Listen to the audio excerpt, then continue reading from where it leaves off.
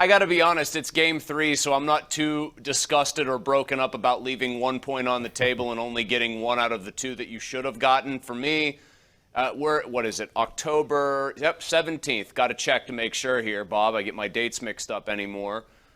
Bigger story for me, the macro view here is more important. Evgeny Malkin, 3 goals already in 3 games. That's the story.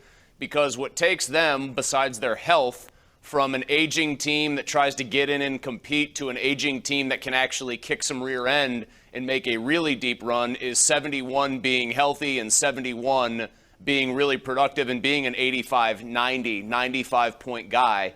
If he is that, then I think a lot of their little problems or little games like this fall by the wayside because they should be dominating some teams if he's playing that way. Yeah, I would agree. But the thing that normally rears its ugly head is the Penguins on the power play had a chance to put this game away.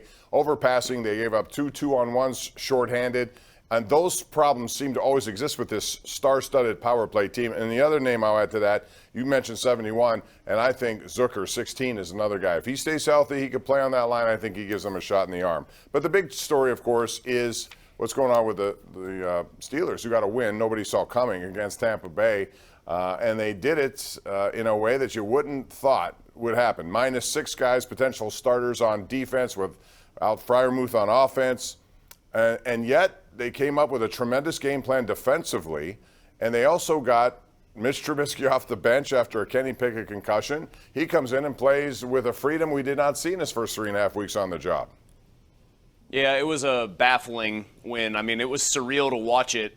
Specifically, one, it was surreal to see them keep Tom Brady in check. I guess Brady just disrespected them for the umpteenth time by showing up at Robert Kraft's party-turned-wedding and paid dearly for it. But, I mean, there were so many things in this game that surprised me. I really did think they were going to get blown out. I thought Tampa Bay was coming around. They weren't. This was like the duality of Mike Tomlin, too. Some butchering of the clock at the end of the first half on 2 separate occasions that essentially gift wraps 3 points. And yet I can't be too mad about that kind of a thing, which he does often, mismanage the clock late in halves, because he had a team of cast-offs and nobodies, guys I literally hadn't heard of before, ready to play the games of some of their lives. I mean, that was what Pony said. They were some of the future bartenders of America, as you like to say, who were back there slowing down Tom Brady. The Trubisky thing, though, is the last part here. Somebody must have hypnotized him, Bob, and convinced him that the worst thing that could have happened to him in Pittsburgh already did, because he was phenomenal. I mean, he was throwing the ball in there with zip. I don't even think Kenny Pickett has when he's right. He was making all the plays. He was using the middle of the field. If that Mitch Trubisky shows up, I think you could actually do some things.